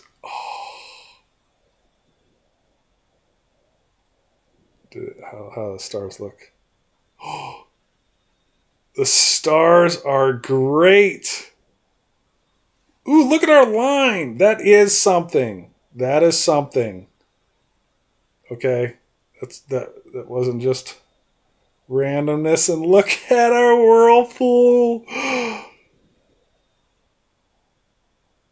my gosh.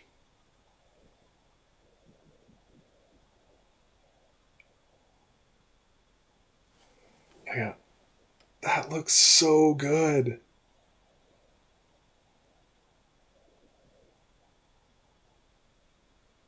That is so cool. Look at that other line. That another galaxy right there. So that was another one.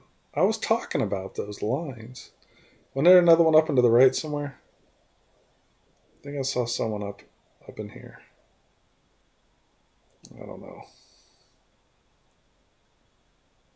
Oh, there's some fuzzies. There's a fuzzy right there. I bet that's a galaxy or something. Look at those guys.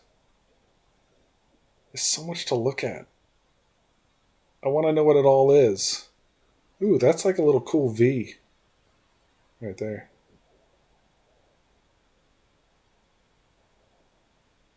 Man. I love it. Okay. And I want to say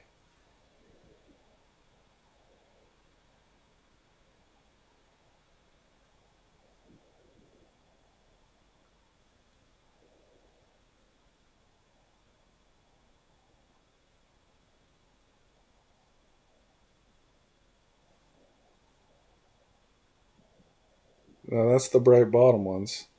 I go to Stellar Studio, come into here. After, I want this image. How do I get this image out of here?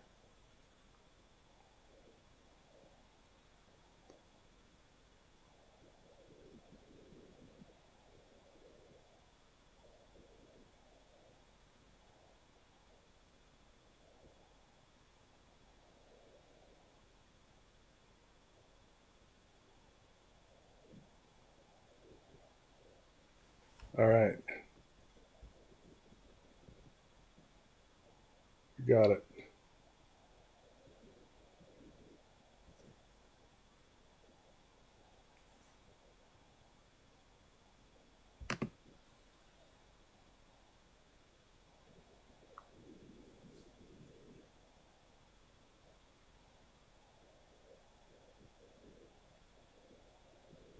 There's Orion tonight.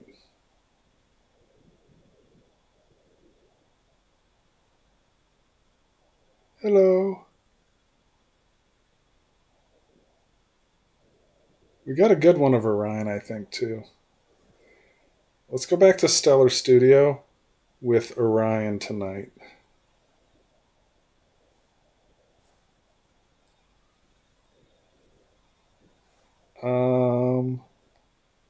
Yeah, I see that bottom brightness.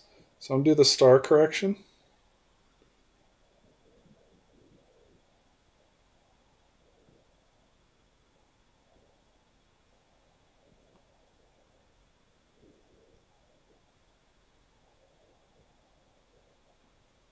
Okay, I want to do the star correction.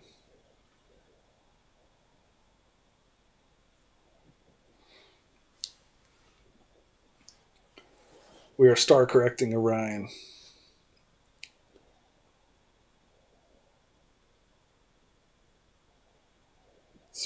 Smoke from fires nearby. Oh man, I'm sorry, Chris. I ditched the auto. Yeah.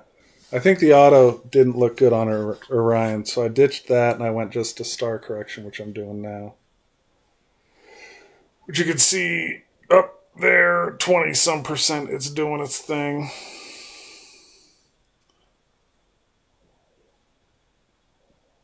So it says processing.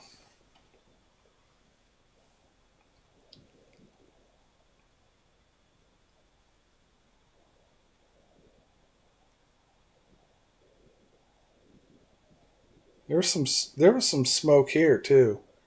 I don't know if it was just a bonfire or a structure fire or something, but there was a bunch of smoke in the sky earlier coming from a certain area a couple miles away. But yeah.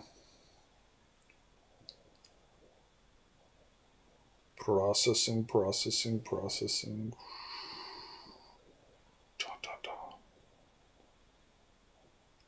The details on the clouds coming through this telescope are amazing. Like those details, I'd never be able to capture anything like that. And this wasn't even that long. We were on Orion for like 10, 15 minutes. That looks almost shiny. It's like a shadow or something there.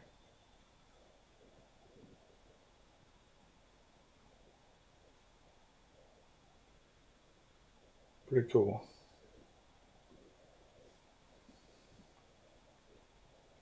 Crikey! I love it, Anna. Do you hold these lives often? I'm doing them more frequently now that the weather's getting better. The warmer it gets outside, the more I'll be live doing astronomy. But in the winter, it's a little tough. Today, I injured myself. It was a tragic accident. See, I'm 40, and I slept wrong last night, which means when I wake up, I've been stiff all day. So I tragically injured myself by sleeping the wrong way. So I'm not really outside tonight, but I set up the Dwarf3 and I'm inside controlling it while it's outside. Just a sign of getting older, I guess. I know you all know what I mean. You sleep wrong and then you're just all, your neck's kinked and everything for like a day. And when you're doing astronomy with telescopes and stuff, you're constantly like twisting your neck and looking up. I just can't do it tonight. So I went with doing astrophotography with the Dwarf3, so the Dwarf3's out there doing all the hard work in the cold. And yeah, it's still processing. Hopefully it finishes.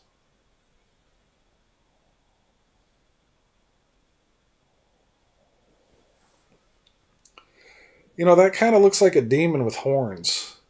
Like in a big cape and his arms out or something like "Rrr," like this. "Rrr, rrr." Wait till I hit 50.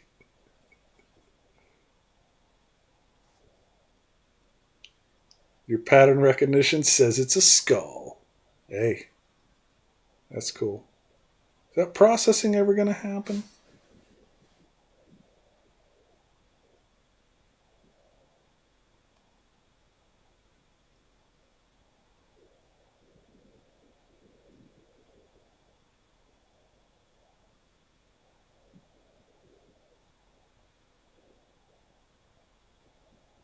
It says 22%. Now it says 34. Maybe I need to stay on this window. Now it says 40. Now it says 45. Now it says 57. But I'm not seeing a line go across the screen.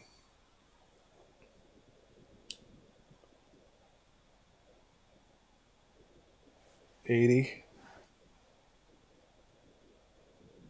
91. Oh, there we go. Now I see a green line going across.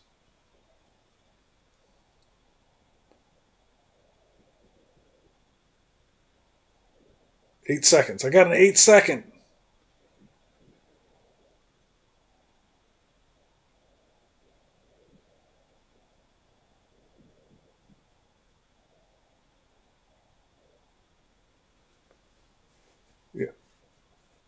Yeah, it's cold out here too.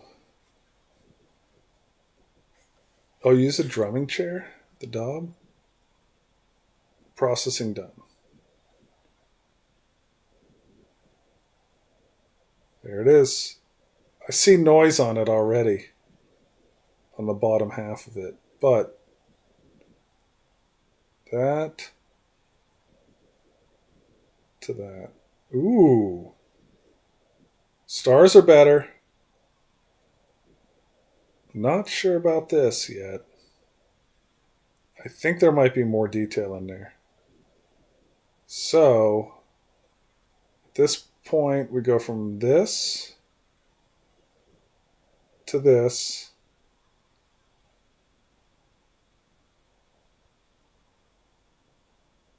Okay. Now, I'm going to hit the denoise.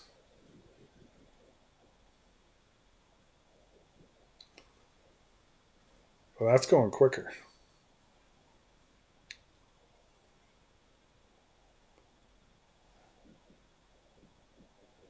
And it says processing.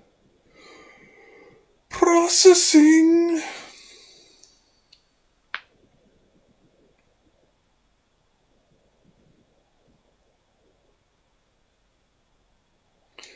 Well, that's what I'm doing, Becca. Dwarf Lab has added the editing in here with the touch of a button. You have star correction and denoise. Yeah, they just built it. They just added this feature. It's called Stellar Studio in the app. I think I'm supposed to stay on the window. Oh, nope, there it is. Okay, so I got some brightness on the bottom going on. But I tell you what, Orion itself, holy cow, it got better.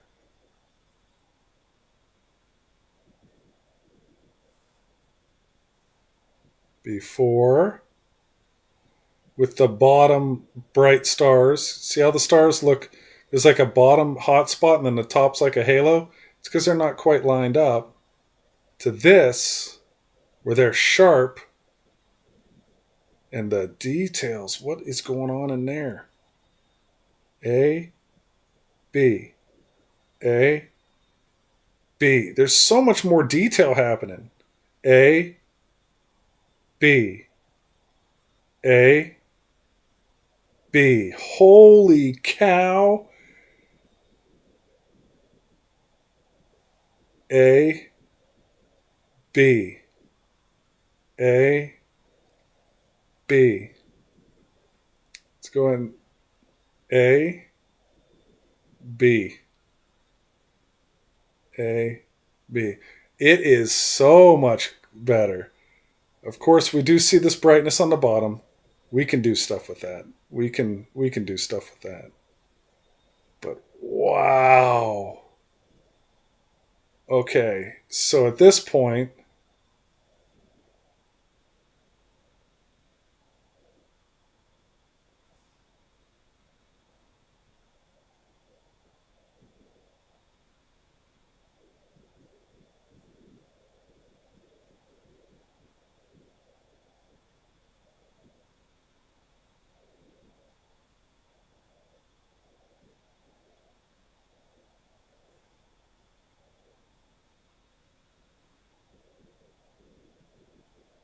we have our M51 we did tonight. Whirlpool. That looks so pretty. That's so cool. Got the stars in it, you know? Or I guess the stars are between us in it.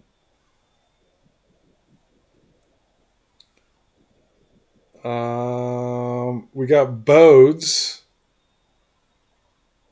Here's our Bodes Galaxy. These are pretty cool.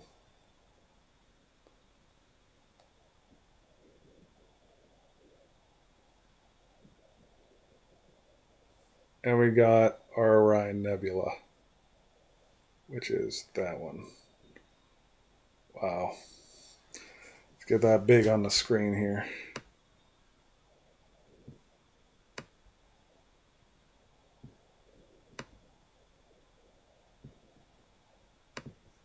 There you guys go. I'm going to make me go away. There is... Look how awesome Orion is.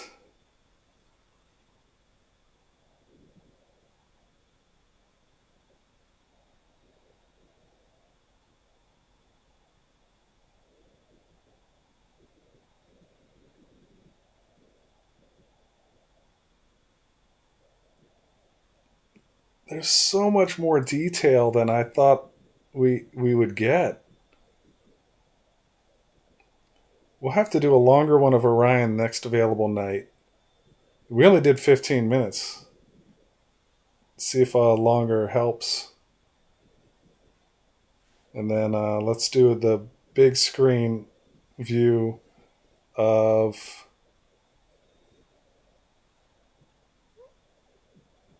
Whirlpool.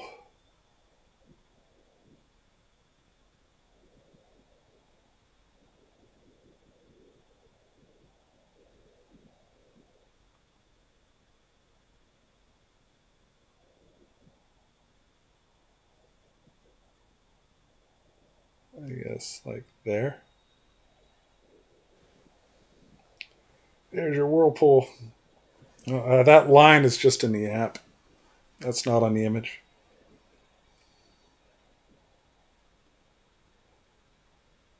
No, the Orion already had its darks. I just didn't have darks, or Dwarf Lab doesn't have the darks for those settings in the unit. They have darks for a lot of settings, but not 100% of the settings. So sometimes you hit a certain temperature with frame and exposure and things sometimes, and I think it's because it's so cold outside, that it said you should take darks because it didn't have the darks for that setting and that environment. So when it prompts you for darks, you should always take them, but it doesn't prompt me that often. But once we took them, then we went back and it didn't prompt me anymore, so they worked. And the result there was so much better. And then we also did our Bodes. So let's go see Bodes. Here is Bodes.